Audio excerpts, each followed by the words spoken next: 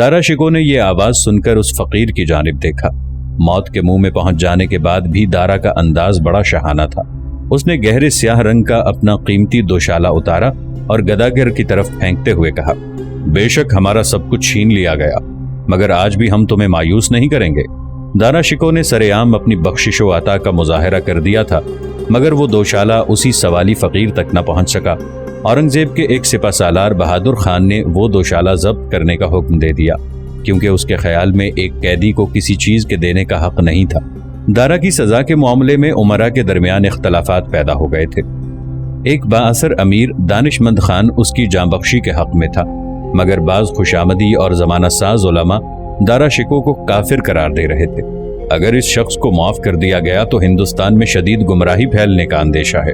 ایک درباری عالم نے اورنگزیب کے سامنے دارا کے قتل کا جواز پیش کرتے ہوئے کہا، وہ مذہب اسلام کا باغی ہے اور ایک باغی کی سزا موت کے سوا کچھ نہیں۔ دوسرے عالم نے فتویٰ دیتے ہوئے کہا۔ اورنگزیب تمام سیاسی مشیروں اور مذہبی عالموں کی گفتگو سنتا رہا۔ وہ پہلے ہی دارا سے مستقل نجات حاصل کرنے کا فیصلہ کر چکا تھا۔ بالآخر اس نے اپنے سب سے بڑے حریف کے قتل نامے پر دستخط کر دیے۔ سیاسی اعتبار سے دارا کا زندہ رہنا اورنگزیب کے لیے خطرناک ثابت ہوتا اور سیاست میں خطروں کی پرورش کرنا انتہائی حماقت کی دلیل ہوتی ہے۔ شاید اورنگزیب دارا کی سزائے موت کو عمر قید میں تبدیل کر دیتا، مگر وہ دارا کی فطرت سے واقف تھا۔ اگر دارا کو اورنگزیب پر غلبہ حاصل ہو جاتا تو وہ مقدمے کی سماعت کیے بغیر اپنے بھائی کے قتل کا حکم جاری کر دیتا۔ اورنگزیب کئی ماہ تک غور و فکر کے بعد اس نتیجے پر پہنچا تھا۔ وہ ایک سیاہ رات تھی جب دارا کی زندگی کا چراغ بجھانے کا فیصلہ کیا گیا۔ نظر نامی ایک غلام کو حکم دیا گیا کہ وہ ایک ہی وار میں دارا شکو کا سر اس کے تن سے جدا کر دے۔ جب شاہی غلام نظر نے دارا کو اس کے بیٹے سفیر شکو کے الگ کیا تو دونوں بغلگیر ہوئے اور زار و قطار رونے لگے۔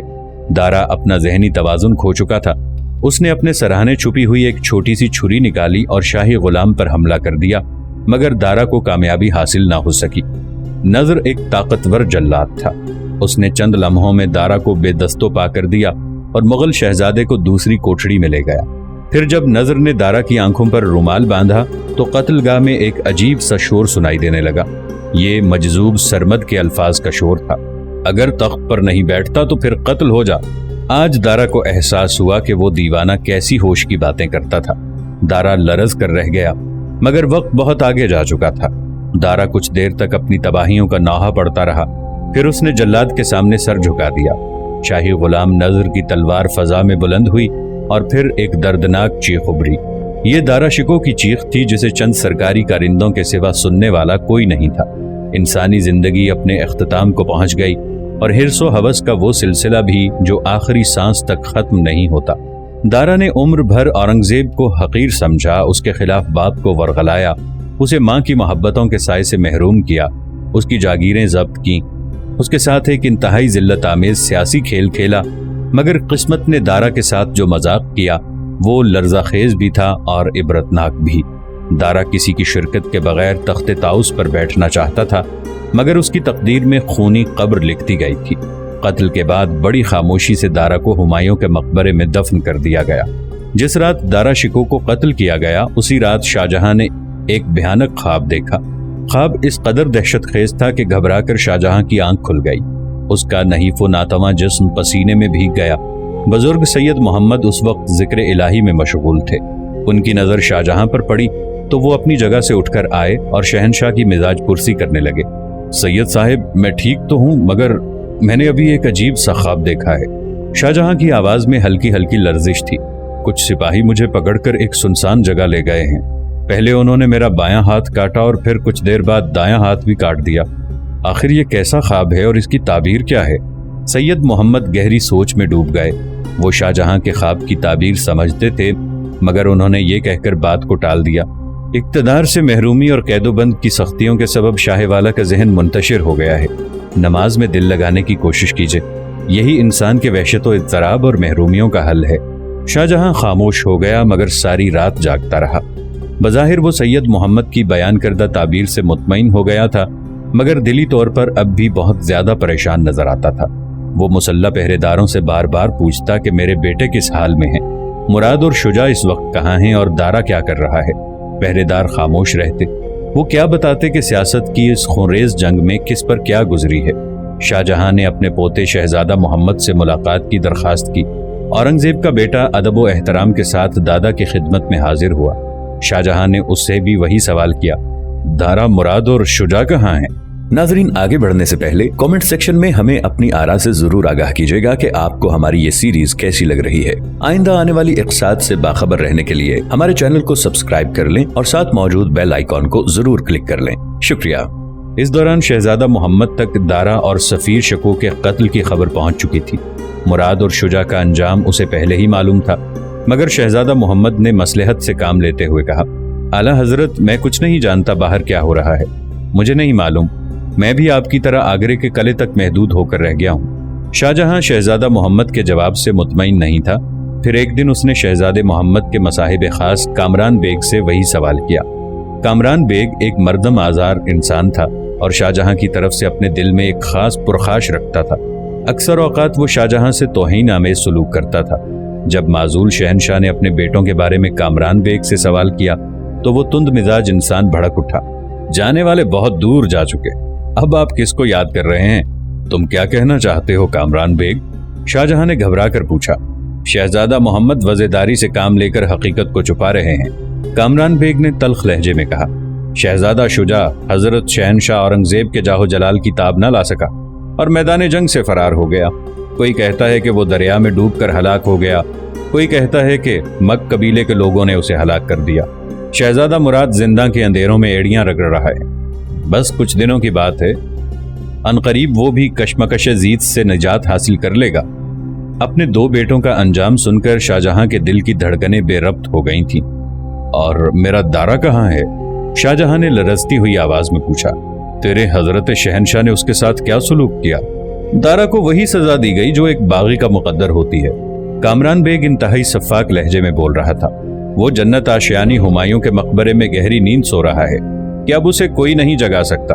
حضرت شہنشاہ کی شمشیر آبدار نے اس کے سر سے تاج و تخت کا خمار اتار دیا، اب 2 گز زمین ہی اس کی پناہ گاہ ہے۔ ستمگرو، جفاکارو، تاج و تخت کے وارث کو پہلے باغی قرار دیتے ہو اور پھر اس کی شہرت پہ جور و ستم کی تلوار کھینچتے ہو۔ تمہارا یہ کیسا قانون ہے اور کیسا انصاف ہے؟ اورنگزیب، تو نے یہ کیا کیا؟ میرے محبوب کو تو نے زیر زمین سلا دیا اور بد نصیب باپ کو اس کے آخری دیدار سے بھی محروم رکھا۔ اے خدا، میں تیرے قہر سے پناہ مانگتا ہوں، اپنے حقیر و ناتوا بندے پر رحم کر۔ شدت غم سے شاہ جہاں بے ہوش ہو گیا۔ شہزادہ محمد کے حکم پر شاہی طبیبوں نے شاہ جہاں کو تیز اثر دوائیں دیں تاکہ وہ ہوش میں آ سکے۔ چند گھنٹوں بعد جب شاہ جہاں ہوش میں آیا اور اس نے اپنے چاروں طرف طبیبوں کی ایک جماعت کو کھڑے دیکھا تو صبر و ضبط کھو بیٹھا۔ تم لوگ یہاں سے چلے جاؤ، بیٹے کو قتل کرتے ہو اور باپ کو زندہ رکھنے کے لیے مسیحائی کا جامہ پہن لیتے ہو، کیسے منافق اور ریاکار ہو، میری نظروں کے سامنے سے دور ہو جاؤ۔ اورنگزیب سے کہو کہ اگر وہ بھیج سکتا ہے تو میرے لیے دنیا کا سب سے تیز اثر زہر بھیج دے۔ شاہ جہاں انتہائی غمزدہ ہونے کے باوجود قہرناک لہجے میں بول رہا تھا۔ وہ چاہتا تو اپنے بھائی کو زندہ بھی رکھ سکتا تھا۔ دارا کے گلے پر خنجر آزمائی کرنے سے پہلے ایک بدنصیب باپ کے جذبات کا ہی خیال رکھ لیا ہوتا، مگر اس سیاست کے مذہب میں کون باپ ہے اور کون بیٹا کچھ پتہ نہیں چلتا۔ اقتدار کے مذبح خانے میں انسانی گردنیں ہی کاٹی جاتی ہیں، رشتوں کا کوئی احساس نہیں ہوتا۔ اے زمانے، تجھ پر افسوس ہے۔ شاہی طبیب سر جھکائے چلے گئے۔ پھر شاہ جہاں نے سید محمد سکندر مرزا اور مارخ کو بھی باہر چلے جانے کے لیے کہا۔ جب شہزادی جہاں آرا تنہا رہ گئی تو شاہ جہاں بیٹی کو گلے لگا کر بہت دیر تک روتا رہا، پھر بیوی کی قبر کی طرف دیکھتے ہوئے بولا، ممتاز، تمہارے بیٹے بھی تم سے آ ملے، بس ایک میں ہی بدنصیب ہوں کہ ابھی تک تم سے دور ہوں۔ کاش یہ وفا ناشنا لوگ میرے جذبات کو سمجھیں اور کچھ دیر کے لیے ان زنجیروں کو کاٹ دیں۔ دونوں باپ بیٹی بہت دیر تک گریہ وزاری کرتے رہے اور سمن برج کی فضا آنسوؤں میں ڈوب گئی۔ سید محمد سکندر مرزا اور مارخ شہنشاہ کو تسلی دیتے رہے، مگر شاہ جہاں کے آنسوؤں کا سیلاب نہیں رکا۔ تمہارے اظہار تعزیت کا شکریہ، مگر تمہارا کوئی لفظ میرے درد کا درما نہیں ہو سکتا۔ شاہ جہاں اپنے غم گساروں کو جواب دیتا، تم نہیں جانتے کہ دارا کون تھا اور مجھ سے اس کا کیا رشتہ تھا؟ وہ میرا بیٹا نہیں، محبوب تھا، اور ان ستمگروں نے کیسے محبوب کو زیر خاک سلا دیا۔ سید محمد سکندر مرزا اور مارخ نے اپنے اپنے سر جھکا لیے۔ وہ اچھی طرح جانتے تھے کہ الفاظ کا بڑے سے بڑا ذخیرہ بھی شہنشاہ کے زخموں کا مرہم نہیں بن سکتا۔ دارا کی موت نے شاہ جہاں سے اس کے ہوش و حواس چھین لیے تھے۔ ایک دن شاہ جہاں نے اورنگزیب کے بیٹے شہزادہ محمد سے درخواست کی، اگر تم مجھے ایک عام انسان کی طرح تاج محل تک جانے کی اجازت نہیں دے سکتے تو پھر کچھ دیر کے لیے زنجیریں پہنا کر ہی لے چلو۔ میں ایک ماں کو یہ اطلاع دینا چاہتا ہوں کہ اس کے 3 بیٹے اس دنیا میں نہیں رہے اور تینوں بیٹوں کا قاتل اسی کا ایک بیٹا ہے۔ میں ممتاز کو اورنگزیب کی محبت و وفاداری کی یہ ہوشربا داستان سنانا چاہتا ہوں کہ اس کا یہ جانباز بیٹا اپنے خونی رشتوں کے حق میں کتنا مہربان ہے۔ شہزادہ محمد انتہائی شرمندگی کے باعث زیادہ دیر تک کھڑا نہ رہ سکا اور دادا کو کوئی جواب دیے بغیر واپس چلا گیا۔ دارا شکو کا بڑا بیٹا سلیمان شکو ابھی تک آزاد تھا۔ دارا سے نجات حاصل کرنے کے بعد اورنگزیب سلیمان شکو کی طرف متوجہ ہوا۔ سلیمان اس وقت تک ہندو راجا کی پناہ میں تھا۔ اورنگزیب نے ایک فرمان شاہی کے ذریعے راجا کو تنبیہ کی کہ وہ ماتوب شہزادے کو حکومت کے حوالے کر دے، ورنہ اسے برے نتائج کا سامنا کرنا پڑے گا۔ راجا نے انکار کر دیا، مگر اس کا بیٹا اس نافرمانی کا انجام جانتا تھا۔ نتیجتاً اس نے سلیمان شکو کو مغل سپاہیوں کے سپرد کر دیا۔ سلیمان شکو نے لداخ کی طرف فرار ہونے کی کوشش کی، لیکن 16 جنوری 1661 کو اسے گرفتار کر کے سلیم گڑھ کے قلعے میں پہنچا دیا گیا۔ جے سنگھ کا لڑکا رانا سنگھ اسے گرفتار کر کے دربار شاہی میں لایا۔ جب سلیمان شکو کو زنجیریں پہنا کر اورنگزیب کے سامنے پیش کیا گیا تو اس نے درباری آداب کے مطابق اپنے حقیقی چچا کو سلام پیش کیا۔ پھر سلیمان کے ہونٹوں سے ایک آہ سرد نکلی، امّے محترم، میں اپنے انجام کو پہنچ چکا۔ سلیمان شکو ایک فریادی کے لہجے میں بول رہا تھا، مگر اس کے چہرے پر خوف و دہشت کے آثار نمایاں نہیں تھے۔ میں جانتا ہوں کہ میرا انجام موت کے سوا کچھ نہیں، لیکن پھر بھی درخواست گزار ہوں کہ مجھے زہر دے کر آہستہ آہستہ ہلاک کرنے کی بجائے تلوار کے ایک ہی وار سے قتل کر دیا جائے۔ اورنگزیب نے کوئی جواب نہیں دیا اور پھر سلیمان شکو کو گوالیار کے قلعے میں بھیج دیا گیا، جہاں مئی 1662 میں اس کا انتقال ہو گیا۔ حکومت کے بعض رازدار کہتے ہیں کہ سلیمان شکو کو وہ زہر دیا گیا تھا جو انسانی جسم پر آہستہ آہستہ اثر کرتا ہے۔ شاہ جہاں کی بے چینیاں کچھ اور بڑھ گئی تھیں۔ وہ ممتاز محل کی قبر کی طرف دیکھ دیکھ کر مسلسل روتا رہتا تھا۔ ممتاز، یہ بد نصیب بوڑھا کس کس کا ماتم کرے؟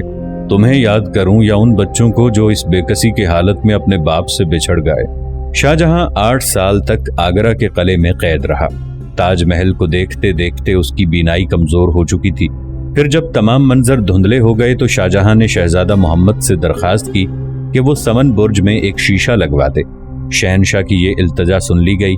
پھر وہ اس شیشے کی مدد سے اپنی محبوب ملکہ کے مرقد کی جانب دیکھتا رہا۔ اس طرح کئی سال اور گزر گئے۔ سنگ مرمر کا عکس شیشے پر پڑتا رہا، یہاں تک کہ شاہ جہاں کی آنکھوں کا رنگ بھی سفید نظر آنے لگا۔ شہنشاہ کے اس عمل سے اس کی بینائی بری طرح متاثر ہو رہی تھی۔ سید محمد نے شاہ جہاں کو سمجھانے کی کوشش کی کہ وہ ہمہ وقت تاج محل کو نہ دیکھا کرے، ورنہ شہنشاہ کی بینائی مکمل طور پر زائل ہو سکتی ہے۔ اگر تاج محل کو بھی نہ دیکھوں تو پھر کسے دیکھوں؟ شاہ جہاں نے انتہائی شکستہ لہجے میں کہا، اب اس دنیا میں دیکھنے کے لیے کوئی شے باقی نہیں رہی۔ اور پھر ایک دن سارے منظر دھندلے ہو گئے۔ اب شاہ جہاں کو شیشے کی مدد سے بھی ممتاز محل کی قبر نظر نہیں آتی تھی۔ شہنشاہ اس صدمے کو برداشت نہ کر سکا اور بیمار پڑ گیا۔ شہزادہ محمد نے شاہ جہاں کو قلعے کے پرفضا مقام میں لے جانا چاہا، مگر اس نے انکار کر دیا۔ وہ اب بھی سمن برج میں مقیم تھا اور بجھتی ہوئی آنکھوں سے ممتاز کے مرقد کی طرف دیکھتا رہتا تھا۔ شاہی طبیب سخت نگہداشت کر رہے تھے، مگر شاہ جہاں کی طبیعت روز بروز بگڑتی جا رہی تھی۔ پھر کتاب زیست کا آخری باب لکھا جانے لگا۔ شاہ جہاں نے مرنے سے ایک دن پہلے خواہش ظاہر کی تھی کہ وہ آخری بار اپنے اقتدار کی نشانیوں کو دیکھنا چاہتا ہے۔ شہزادہ محمد کو شاہ جہاں کی اس خواہش پر کوئی اعتراض نہیں تھا۔ پھر وہ نحیف و نزار بوڑھا ایک پالکی میں سوار ہو کر سمن برج سے نکلا، جہاں آرا باپ کو دلاسا دیے ہوئے تھی۔ شاہ جہاں کی سواری دیوان خاص سے گزری۔ اس نے دھندلی آنکھوں سے دیکھا، کوئی نقش واضح نظر نہیں آ رہا تھا۔ دیوان خاص وہ جگہ تھی جہاں شہنشاہ 2 گھنٹے تک ان معاملات کے فیصلے کرتا جو کسی سیاسی مصلحت کے پیش نظر علل اعلان نہیں کیا جا سکتے تھے۔ الفراق اے میرے اقتدار کی بارگاہ، شاہ جہاں نے دیوان خاص سے گزرتے ہوئے بڑے کربناک لہجے میں کہا۔ پھر شاہ جہاں کی پالکی شاہ برج پہنچی۔ یہ وہ جگہ تھی جہاں انتہائی راز کی گفتگو ہوتی تھی۔ شاہ برج میں شہزادوں اور چند معتمد افسروں کے علاوہ کسی کو داخل ہونے کی اجازت نہیں تھی۔ اے شاہ برج کی دیواروں، تم خوب جانتی ہو کہ اب موت کے سوا میرا کوئی رازدار نہیں ہے۔ شاہ برج سے گزرتے ہوئے شاہجہاں نے بڑے حسرت زدہ لہجے میں کہا۔ شاہ برج کے بعد شاہجہاں کی پالکی دیوان عام میں جا پہنچی۔ یہاں اکثر شاہجہاں نماز عصر کی جماعت میں شرکت کرتا تھا۔ شام کے وقت تمام انتظامی معاملات سر انجام دیتا، اس کے بعد گانا سنتا یا ہرنوں کی لڑائی دیکھتا۔ اس وقت دیوان عام کے در و دیوار پر سناٹا چھایا ہوا تھا۔ میں جانتا ہوں کہ کل یہاں وہی ہنگامے ہوں گے۔ اے منقش محرابو، اے مرصع دیوارو، کل تم کسی اور کے احترام میں سجدہ ریز ہو جاؤ گے۔ یہی اس دنیا کا دستور ہے۔ میں تمہیں چھوڑ کر جا رہا ہوں، تم اپنے نئے حکمراں کے استقبال کی تیاریاں کرو۔ شاہجہاں کی گفتگو اس قدر جانگوداز تھی کہ جہاں آرا ہچکیوں سے رونے لگی۔ نہیں بیٹی، شاہجہاں نے اپنا کامتا ہوا ہاتھ جہاں آرا کے سر پر رکھ دیا، اس طرح تو تمہارا باپ سکون سے مر بھی نہیں سکے گا۔ صبر کرو، تم تو بہت جانباز خاتون ہو، عظیم مغلوں کی عظیم وارث۔ جہاں آرا کی ہچکیاں بند ہو گئیں، آنسو بہتے رہے۔ دیوان عام سے گزر کر شاہجہاں کی پالکی دربار عدالت میں پہنچی۔ یہاں شہنشاہ عام مقدمات کے فیصلے کرتا تھا۔ جمعے کے دن عدالت بند رہتی تھی۔ یہاں پہنچ کر شاہجہاں نے دھندلی آنکھوں سے اس کرسی کی طرف دیکھا جس پر بیٹھ کر وہ فیصلے کیا کرتا تھا۔ کیا عجیب وقت ہے، آج میں خود یہاں ایک مجرم کی حیثیت سے آیا ہوں۔ میرا فیصلہ ہو چکا اور زمانے کے منصف نے مجھے زنجیریں پہنا دی۔ یہ کہہ کر شاہجہاں نے پالکی برداروں کو حکم دیا، اس قیدی کو واپس لے جاؤ۔ پالکی کا رخ سمن برج کی طرف پھیر دیا گیا۔ اے میرے گمشدہ جاہو جلال، تجھے کہاں ڈھونڈوں؟ شاہجہاں کے لہجے میں شدید اذیت و کرب شامل تھا۔ اے میرے برباد اقتدار، میں تجھے کہاں تلاش کروں؟ تم سب بے وفا ہو۔ میں جا رہا ہوں اس پیکر مہر و وفا کے پاس جس پر رسم وفاداری ختم ہے۔ پھر اسی رات 74 سال کی عمر میں شاہجہاں کا انتقال ہو گیا۔ آخری ہچکی لیتے وقت بھی اس کا چہرہ ممتاز محل کی قبر کی طرف تھا۔ شاہجہاں کا جنازہ سلمان برج کے نیچے ایک خفیہ دروازے سے تاج محل لے جایا گیا۔ مغل شہنشاہ کے جنازے میں کوئی امیر و وزیر شریک نہیں تھا۔ شاہجہاں کو اس کی وصیت کے مطابق ممتاز محل کے قریب دفن کر دیا گیا۔ اورنگزیب باپ کے انتقال کے 1 ماہ بعد دہلی سے آگرہ پہنچا۔ بڑی عجیب بات ہے کہ جس طرح جہانگیر کے انتقال کے وقت کوئی بیٹا بھی اس کے قریب نہیں تھا، اسی طرح شاہجہاں کے جنازے میں بھی اس کا کوئی بیٹا شریک نہیں ہوا تھا۔ شاہجہاں کے انتقال کی خبر سن کر کئی ماہ تک ہر گھر سے رونے کی آوازیں آتی رہیں۔ پھر وقت کی ہنگامہ آرائیوں میں لوگ سب کچھ بھول گئے، مگر ایک بوڑھا مرد اور ایک بوڑھی عورت اپنے آقا کو فراموش نہ کر سکے۔ وہ ہر جمعرات کو شاہجہاں اور ممتاز محل کی قبروں پر آتے اور گریہ وزاری کرتے رہتے۔ بڑے بڑے سخت موسم آئے، مگر ان دونوں بوڑھوں نے شہنشاہ اور ملکہ کے مزارات پر آنا نہیں چھوڑا۔ انہوں نے اورنگزیب سے اس کے رحم کی یہی بھیک مانگی تھی کہ ان پر تاج محل کے دروازے بند نہ کیے جائیں۔ ان دونوں بوڑھوں میں ایک شاہجہاں کے بچپن کا دوست سکندر مرزا تھا اور دوسری ممتاز محل کی کنیز مارو۔